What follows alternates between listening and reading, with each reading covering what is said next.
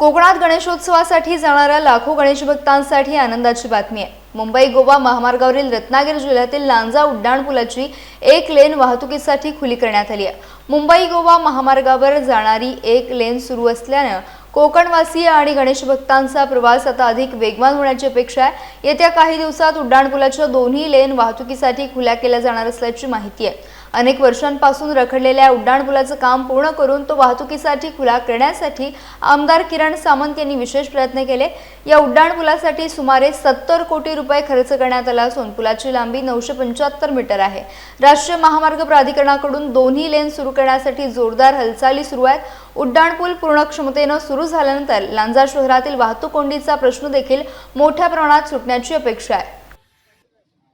आमचे कार्यसम्राट आमदार किरण उर्फ भैया सामंत यांच्या विशेष प्रयत्नांमुळे आज लांजा शहरातील ब्रिज एक लेन चालू झालेली आहे।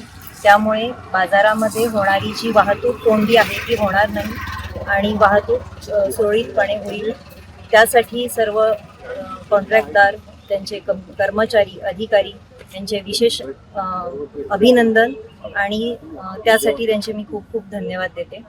तसेच आमचे आमदार यांचे पण मी खूप खूप आभार व्यक्त करते की त्यांनी या विकास कामासाठी खूप मार्गदर्शन दिले आणि प्रयत्न केले। लांजा येथील जवळजवळ 1.25 किलोमीटरचा हा ब्रिज 2015 पासून आम्ही त्याचा विषय होत होता, परंतु आमचे आमदार किरण उर्फ भैया सामंत यांनी खरोखरच आमदार झाल्यानंतर त्याचा पाठपुरावा करून या ब्रिजला लवकरात लवकर पूर्ण होण्याच्या दृष्टिकोनातून त्यांनी मदत केली।